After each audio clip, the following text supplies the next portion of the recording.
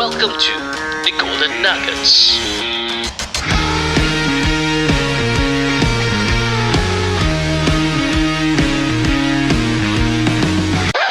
Bro, actually it's been quite some time. I want to start a business, but I don't know where to get started. Don't worry, bro. I got just the right opportunity for you. Really? What opportunity? Have you ever heard of Corban agents? What is that? Okay, you know every year got Hari Raya Haji, right? Then what happened is that a lot of people actually sell goats, sheep, cow for Corban. You know about this, right? Yeah, I know. So what has that got to do with me? Okay, I tell you, there's this opportunity. You just go to this link, and what happened is that you can immediately register to be agent. When you become the agent, you can become the one who actually sell this Corban service. Huh? Really? What is the link, bro? The link is tgnpodcast.com/ARH agent. Once you click the link, you just inform them that you are interested to be an agent. Oh, as simple as that, bro. Yes, bro, it's that simple. Zero cost. You will learn about marketing. You will even learn about how to pitch to clients. Wow, really? And the best part, bro, because this is Corban services, there will be a lot of barakah. Insha'Allah. Alright, bro. I will definitely do this, bro. Thanks for giving me this link. What's the link again? It's tgnpodcast.com/ARH agent. Alright, bro. Thanks. I will definitely get started with this, and I hope to learn more from this experience. Hey everyone, welcome to the Golden Nuggets podcast. My name is Nazrin and I have Amir beside me. What's up, guys? Hey, camera. Oh, okay. Dah. And today we have a special guest. A guest that lives not too far away from where we are right now. Same building. Not live lah. Not live, I mean works. His office is just few blocks away, few lobbies away. And let me introduce him, okay, formally. He's a founder of Modern Wealth Academy. Okay, and you know, I just added him in Instagram. He's a master of money, mindset, and muscles. Wow, interesting. I believe there's a lot of talking point there. And today we present you Rash. What's up, guys? Thank you very much for having Thank you me. for I coming. really appreciate being here. All right, Resh. Okay, Resh. So for our listeners who may not know you, can you share with them who is Resh and what exactly do you do? So my name is Resh. I'm 31 this year. I have basically over the last 12 ye's been an investor, building investments primarily in stocks, options, crypto, real estate. And I'm an international speaker. I speak all over the world educating on investing, right? And that's pretty much what I've been doing for the last over a decade, right? So that's how I started, and that's what I've been doing. So today I run a investment education school, right?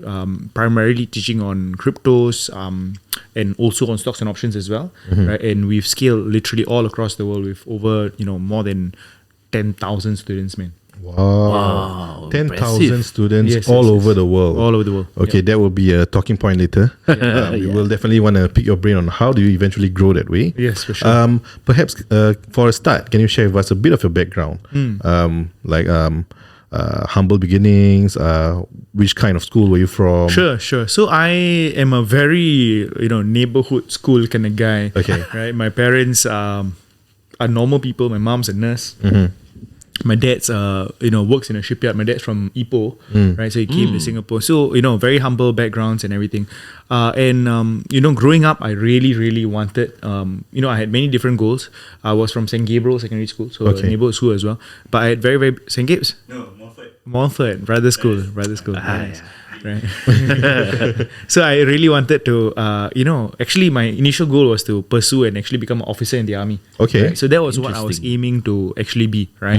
So I really wanted to be an officer. I was training very hard. I was an NCC boy as well, right? Trying to, saikang, become a, officer in the army. That was my goal, right? That was my goal. So it was never to do with business or investing or anything of that sort, right? That was primarily what I wanted to do, right? Which was, being an officer. Military. military, right, in the army. So that was the goal. But unfortunately, what actually happened was this: as I was actually pushing and fighting to be a army officer, unfortunately, when I actually enlisted in Tekong, I had a very, very serious medical issue, lah. Right? Oh no! What happened? So when I enlisted, I think in the first week of Tekong, I actually had a brain aneurysm. I actually had a blood vessel burst on the right side of my brain, which was very, very serious. And I was a fit, strong individual, right? PES B1 and whatever, right? But that happened, and I basically lost sensation on the entire left side of my body, and I was immediately sent to the hospital. I was in a hospital for a long time. They diagnosed me as having a stroke. Okay. All right. So, and that was, again, guys, it was at 18 years old, right? So, again, very, very unexpected.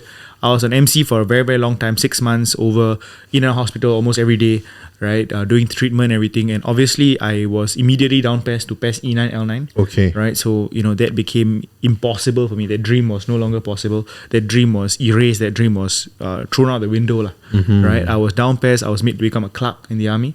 And I had to rethink my life choices. Okay. Right? So, Wow. Yeah. So, because, you can't use your body anymore, right? Again, just a quick back thing again was I wasn't just aiming to be in the military, right? I was actually also representing Singapore in weightlifting as well.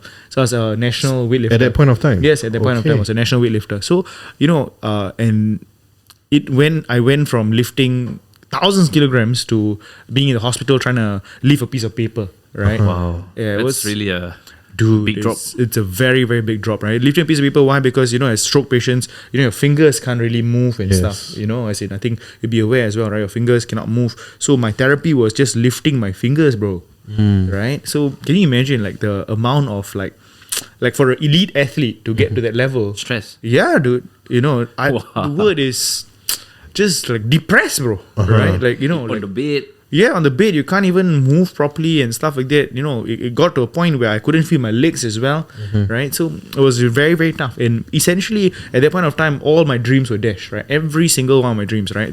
I want to represent Singapore, no longer possible. I want to be army, carry guns, go to jungle, OCS, all of that gone, right? Then what do I do with my life, right? So, I got to the point where I didn't have purpose. There was no meaning. The question came to my mind, which was, what am I doing in my life? What's the point of living? Right? And, I don't know if anybody listening to the podcast can relate, but that's exactly where I was, right? And yeah, bro, it was very, very tough because, again, what do I do, right? Yep. So I was on bed MC for a long time, and my mom always told me, son, you can do all things. You can do all things, right? You just put your mind to it, you can do all things.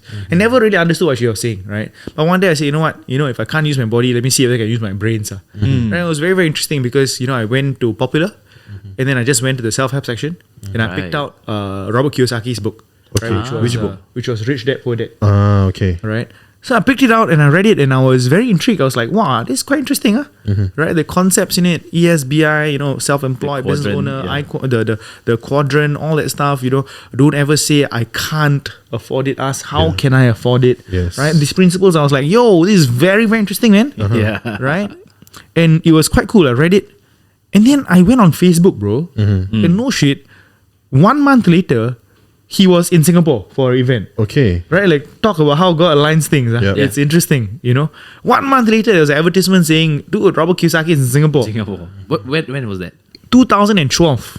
Okay. Right? He was in Singapore for a big event, and I was like, this must be a calling, right? Yeah. Let's go and sign up. So I signed up. I went for the event, National Achievers Congress, right? Organized Success Resources. Shout out to them. Access resources. Okay. Yes, and then I went to the event and sat all the way at the back, and I was like mind blown, right?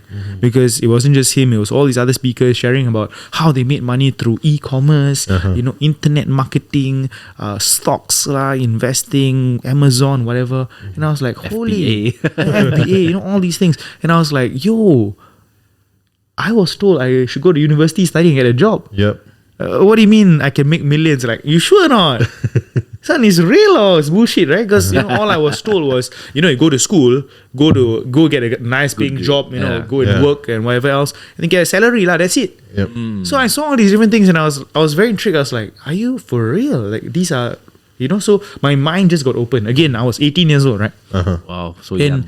I heard all these different speakers, and one particular speaker really, really spoke out to me, and I was like, wow, right? So this guy was talking about investing, Warren Buffett style, how they value investing and all these things. I heard it, and I was like, dude, quite interesting. Let me go and sign up. Let me go and learn more. Okay. So that was basically that initial, step into the field of investing, right? That was my first exposure, and to be honest, I truly fell in love with it, right? I fell in love with subject matter. I just loved the whole how to invest, how to study companies, analyzing what makes a business work. Dude, I just loved it so much. It really became a passion of mine, right? Wow. It just became such a huge passion of mine, and that was my first exposure. And dude, talk about how, I don't believe in closed doors. I believe it's not a closed door. It's always a redirection, right? When doors are closed, it's always 10 other doors open. another door opens. There's no such thing as a blocked door. It's just redirection, brother, right? And it was interesting. Why? Because now that I was past E999, Yeah. I was posted to Nisun Camp, Okay. which was 5 minutes from my house. Nice. Yes, 5 minutes from my house. And, my vocation was 9 to 5. Right? Beautiful, cantik. I loved it, right? Why? Because After dude, that, you can do the thing. yeah, right. So all my other guys were busy, right? Booking whatever, cannot book out. For me, after 5, my life started. After 5, that's when I hustled. That's when I grinded. That's when I did all my other things, right? Learned about investing, hung out with other traders, started side hustles. Did whatever other business, raised cash and all that. Started investing my money, and that's when it started, bro. Okay. That's when it really started. So it's amazing because shit, if that didn't happen to me. Probably be a officer in the army, I know, slogging, Beating yourself, most yeah, probably. beating exactly, right? Struggling in the army and everything. So it's crazy, man, right? Again, there's a lot more to share in my story, but fast forward, 3.5 years, 4 years later, I was traveling around the world with Robert Kiyosaki as a fellow speaker, right? Like I was in Japan, in UK as a fellow speaker. Like he was beside me, like, yo, Rash, what's up? Like, can you imagine? Yeah. So I'm just grateful, man. Like it's so again, a blessing. investing has been great. Eventually grew the portfolio to multi-millions of dollars, right? And all of that wouldn't have happened if not for that closed door, if not for that biggest crisis in my life, right? So again, the reason why I share this story is very simple because I really truly believe that again, people might be hearing this and might be knocked down, right? But everything happens for a reason. Yeah. And that reason is to serve us, right? That reason is to bring us to a higher place. Yep. If you don't get molded, right? Like, there's this saying, diamonds only get molded by fire. Yeah. You know what I'm saying? Right? If you That's don't a go nugget, through guys. if you don't go through that fire, you won't be molded to be a diamond. Yes. Right? So very, very important, man. And again, it's how you go through that journey as well. Right? And always, the only way to go through that journey is to always have that belief that something good, something great is going to come out of this. Yeah. So yeah, that's my core belief, right? So nowadays in managing a company, my company, we have around 40 over employees, bro. Like it's a relatively decent sized company. There are challenges that I face every day, firefighting I need to do every single day. But hey, man, if I don't go through the fire, I won't become better. Right. So that's my inherent mindset that helps me in everything, bro. If you think about it. It applies to everything in life. Yeah. Whether it's through sports, whether it's through building a body, whether it's through building a business, whether it's investing, everything, bro. Right? There's no progress without some pain. Yes, that's true. Yeah. I agree. Yeah. So that's my story in a nutshell. Damn. Wow, that was Okay. When I was looking at some of the podcasts that you have done, I think you mentioned a lot about your early mentors that you actually have. Yes. Who were your early mentors at that point of time, and how do they eventually influence you to start looking into trading as a way to grow your wealth? Sure. So my initial mentor, the guy I told you about, the investing guy who I signed up for, dude, he was the guy that changed my life. His name is Sean, right? Sean Sia. Oh, right? So, okay. you might have heard of him, right? It's all Wear over. specs, right? Yes, wear Yeah. specs all over the internet, right? Yeah. So Sean Sia, he was my mentor. Shout out to him, right? I owe everything that I have to him, right? Incredible guy. He really raised me up, right? Seriously, from a young boy until today. in fact, I married his cousin eventually. Like, talk about. I believe in this concept of proximity is power. You want to spend time with people who can lift you up. Very important, right? So eventually, right? Yeah, my wife is his cousin. Okay. So it's quite interesting. But anyways, why did I choose him? I think it's very, very important. Yeah. When I was listening to him when I was very young, he was 20, and he achieved his first million at 27, right? Wow. But even though he was a millionaire, to him, only two things mattered to him: God and family.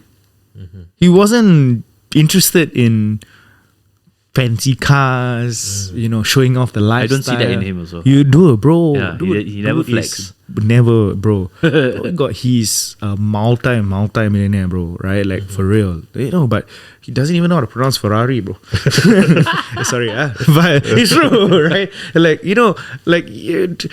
You cannot tell, right? Why? Because to him, all that matters is, what God thinks of him and what his family thinks of him, and that's all that matters, and that's true, right? At the end of the day, do we live life to impress others, or what are we doing life for?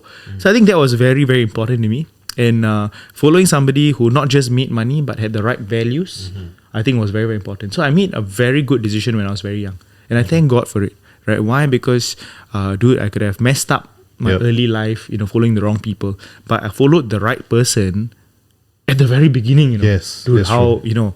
people stumble their way through decades, right? But I found the right person from the very beginning.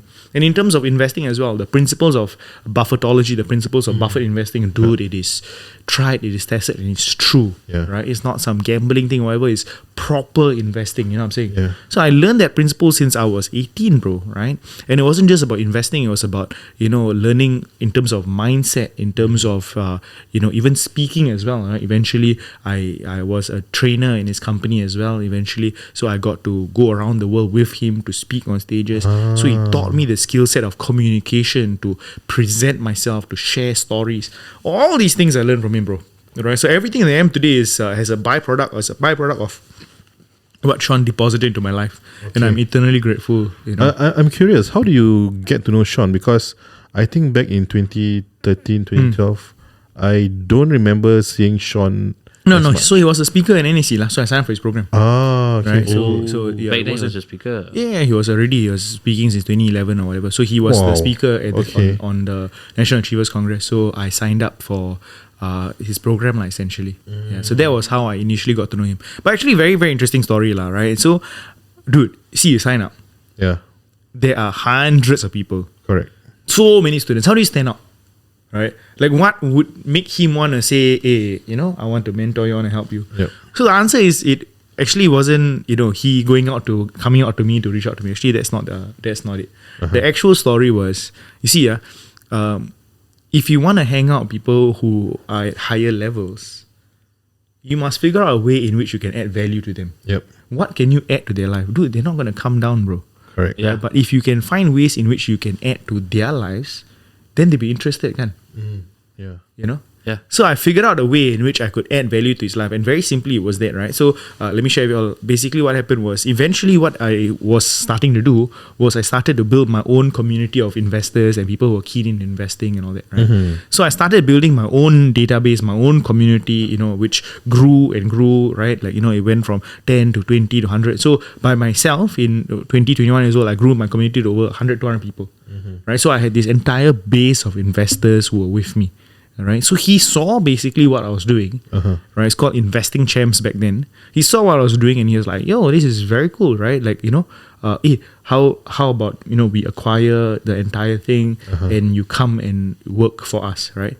So I said, "Okay, cool, right?" So when I had that, then he wanted to come and talk to me. You know what I'm trying to say, right? So in the end of the day, all these fellas, like, okay lah, as in they're busy or whatever else, but they will reach out and they will come to you if, like, what do you have to bring to the table, right? Yep. So let me give you a golden nugget, right? Yeah, awesome. Your Go ahead. network is not your net worth. The value that you bring to your network is your net worth. Wow. If you get what I'm Can you trying to say. repeat that again? I'll repeat that one time. One more time. People always say your network is your network. Net That's worth. bullshit, right? You can know a bunch of rich people, but what's the use, right? But the value that you bring to your network will be your net worth. Wow. So what is the value that you can bring That to the is really people deep. in your network? Very, very, very important, bro. Like, sometimes I ask myself this one question. If tomorrow, bro, right here in this seat, you have Jeff Bezos, bro, Amazon CEO, who's sitting here. What's the value that you can bring to him? Wow, I can't think of any at this moment. Exactly, Yeah. right? So imagine if the richest man in the world sits here. What are the skill set that I might have that will add value to him? Right? And if you are in a position where you've built enough knowledge, skill sets, or whatever it is, where you can add value to him, wow, dude, you know, that's solid, no? Yeah. Yeah. You get what I'm trying to say, right? So to be honest, if you ask me the question, I also don't know what to say, bro. If you sit here, I also don't know, what value I get to him, right? But that's something to think about. Yeah. Something to bring back. Something to bring And back, think. something to think about, right? Because, if Zuckerberg is sitting here, like, dude, what can I offer him of value? Wow. Right? What does he not already have? Obviously he has money, he has knowledge. But something to think about. Yes. You know what I'm trying to say, right? So again, And something to strive for also. yeah, exactly. Yeah. But very simple, right? So again, to add, to basically like share, like in this aspect, right? In this aspect, right? So I mean, I don't even know you, right? Like this is our first time actually meeting each other, right? But the whole idea behind it is the value they bring to me is, dude, I have a proper podcast. I saw the entire thing. I was like, yo, this is legit, right? This is a proper podcast and everything, and it's a way for me to reach out to share my story to whoever might be listening. Yes. And is it of value to me? Is it of value of my time? The answer was yes. Okay, will I do it? Yes. I'm very, very busy, but the reason why I said okay immediately was because I quickly saw, and then I saw there's value to be, that will be added to my life as well. Right? And we really appreciate you coming. No, 100%, man. But, that's an exact example, right? So if anybody is starting out fresh and you want to connect with these people who are at very atas levels, Yeah. what is the value they can bring to them? Right? I think that's very, very important. And if your value is communicated clearly, then anything is possible, right? So very, very important, bro. Right? Very, very important, right? 100%. If I can give some more tips, right? Like, when I wanted to reach out to when I was a nobody, right? When I reach out to my friends, I go and find out lah, right? Hey, what is this guy doing currently? Oh, he just launched a new book. I reach out to him and say, hey, dude, I would like to find a way, as in, I would like to, be able to sell 50 of your books. Would you be keen? He won't say no, right? Yes, correct. He'll definitely say yes, right? Yeah, betul. So just find ways lah, right? Find out what he's doing, find out what is his products currently right now. Hey, I want to be able to go and distribute 50 of your books to my customers, for example. Right? Wow, okay, cool, 100%. Immediately have a connection. Right? So just try to find ways in which you can add value and dig deeper into the person. What is he trying to do? What is he trying to achieve? How can I help him get to what he wants to achieve? Of course he wants to talk to me. Right. I can relate to this aspect because back when I was started in 2019, right? I built websites for clients. There was this mosque that I approached. Their website is very clunky, chunky. There you go. So I want to offer value. I built it for free. I built first and show them they're interested. And cut story short, they are my retainer clients since then. There you go. So, There you go. wow. Number one, if I have to like break it down, right? What you are saying is dig deep into like who they are, what they need, and how you can help them in exchange of value. Absolutely. And then in return, you get something. And powerful experience, exactly what you meant. 100%, bro. Awesome, man. 100%. Before we end the first part, I mentioned a few times in this podcast that this podcast was inspired by The Passionate Few by Omar. And I first got to know of you from Omar's podcast. Nice. Can you share with us what is the value that you proposed and brought to him that he decided, okay, this is someone I want to interview? Wow. Okay, cool. So, shout out to Passionate Few. Yeah, right. shout out, man. Amazing podcast. I was very, very inspired by Omar. And actually, to be honest, it was so at that point of time, at that point of time, my business, what I actually did, bro, was, dude. So we were interviewing guests and we were trying to be on other shows as well, right? So I had a deck with regards to my story and everything. And honestly, I just shoot my shot lah, bro. Okay. Right? I just asked my team, bro, go and reach out, right? Like, bro, I gave them a goal and I said, dude, I want to interview Barack Obama. Wow. Find out how. Okay. Then my guys were like, alamak, Goyang, like, dude, what are you talking about? And I said, Barack Obama lah, call lah, find out website, White House or whatever, right? Like, just go, right? Like, fella says no lah, right? But try lah, right? Like, can you go and figure out how? Right? I said, bro, go for the richest man in Singapore. Go for freaking Barack Obama, right? Then they like, how? They say Google lah. Right? Go and try, reach out something, right? Like, go and try, right? If the fella say no, you cannot get, or if there's a price tag, figure out how much. I want to know. Yep. Right? So my guys were like, okay. Then they went to go and do. Right? So in the entire process, which was very, very fun, I suggest you all do that as well. Right? Okay. Very, very cool. In that process, we reached out to Omar. Right, we just like, hey, yo, we really, really cool. Right, our founder, it's an incredible story. He'd like to be on podcast. So we reached out and he replied. He said, yeah, sure. Can you schedule, this day, this time? And I said, okay, cool. And then we basically go on board. Right, so that was it, bro. So there wasn't exactly like, was there value? As in, of course, I was a guest on his podcast and everything, lah. Right. So that was essentially what's up. In exchange, I obviously did an interview with him too. So I interviewed Omar with over 1,000 of my people as well. Right, so he came onto my Zoom. There was a live show, right? 1,000 of my people. He was able to share about his podcast. I brought a whole bunch of subscribers to him. Wow. Right, so I asked all my guys, everybody go and subscribe to Omar. Right, so increase your subscriber count. Because I have this one thing lah, bro. I don't like to be. I like to always outgive. You give me, I want to see how I can give you 10 times back, bro. Nice. Wow. That's my philosophy, right? Like, bro, you cannot help. I need to help you more. Give us gain. Yeah, bro, give us gain, right? That's my thing, right? So, my clients pay me whatever. I'm like, dude, I want to try to see how I can, you cannot outgive me, bro. I'm going to outgive you. Yeah. You try, you feed my life. Let me see how I can give you 10 times. Like, that's my philosophy. So I try to do that as much possible, right? So if Omar, that's what I did, right? 1,000 people ask everybody, you guys all subscribe. So everybody, so I bumped up his numbers. He was so very happy lah. Wow. All right. Right, I think that's a good way to end this first part of the episode. And wow, with that, just so many nuggets. Yes. I'm blown. So stay tuned for the next 2 episodes or next 2 parts, and I'll see you on the next one. Bye bye.